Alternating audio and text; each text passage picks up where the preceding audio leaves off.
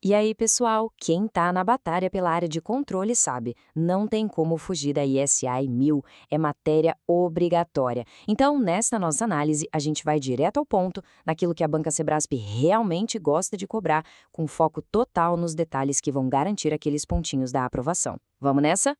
Bom, vamos começar com a pergunta que realmente importa, né? O que a Sebrasp quer saber sobre a ISAI 100? Porque, olha, não adianta só ler a norma de cabo a rabo. É preciso ter a malícia de entender como o examinador pensa, como ele monta a questão. E é exatamente isso que a gente vai desvendar aqui.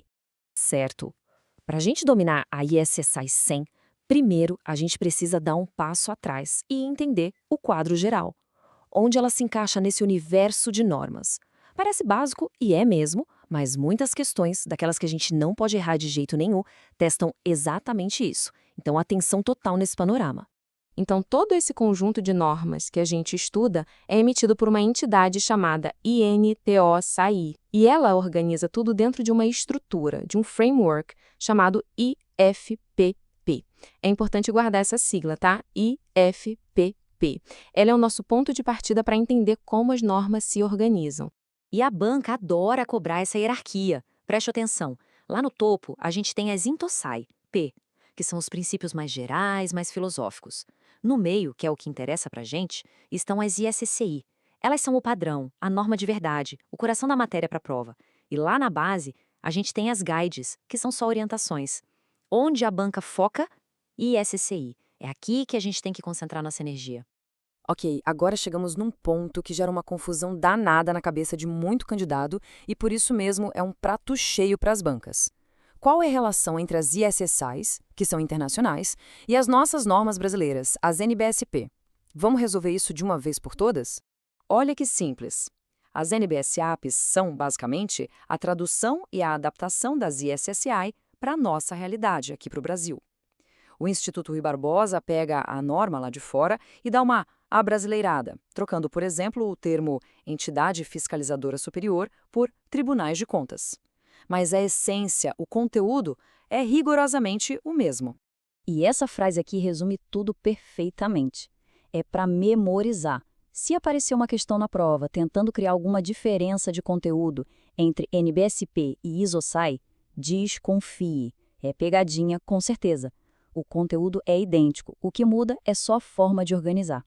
Beleza, agora sim, vamos mergulhar no que interessa. A norma fundamental, a base de tudo, a ISSI 100. Entender bem essa norma é simplesmente pré-requisito para conseguir avançar em todo o resto do conteúdo.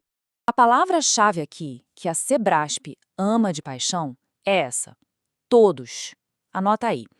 Os princípios da ISSI 100 não valem só para um tipo específico de auditoria, não. Eles se aplicam a todas, sem exceção, seja auditoria financeira, operacional ou de conformidade. É a base universal da auditoria no setor público. Certo. Agora a gente entra num dos tópicos preferidos da banca dentro da ISSI 100. Saber diferenciar com precisão cirúrgica os 3 tipos de auditoria é obrigatório, é questão certa na prova. Vamos ver o que importa em cada um deles.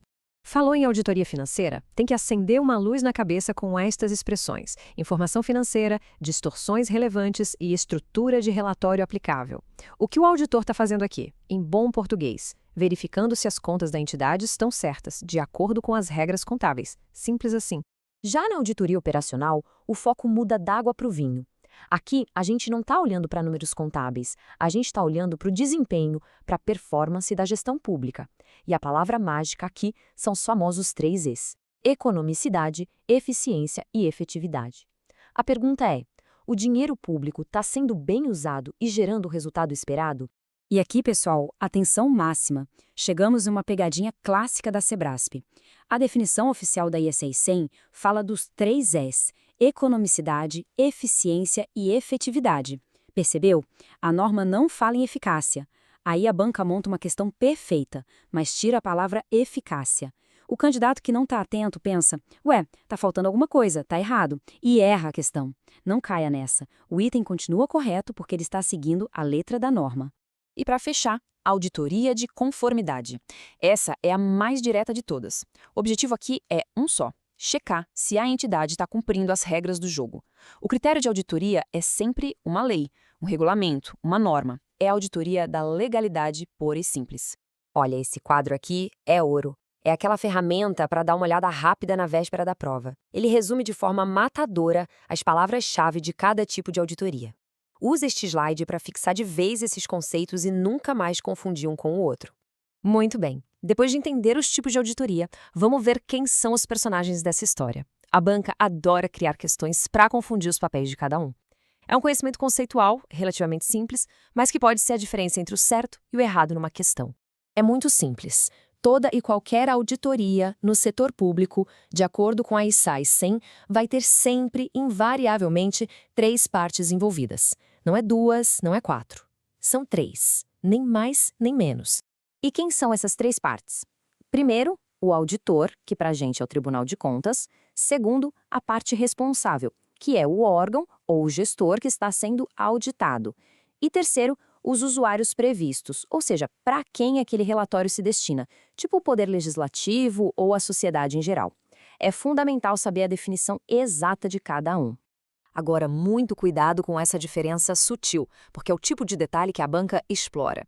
Num trabalho de certificação, a parte responsável prepara a informação e o auditor só vai lá e dá uma opinião. Pensa na auditoria financeira. Já no relatório direto, não. É o próprio auditor que vai lá, mede o objeto e relata o que encontrou. Pensa na auditoria operacional.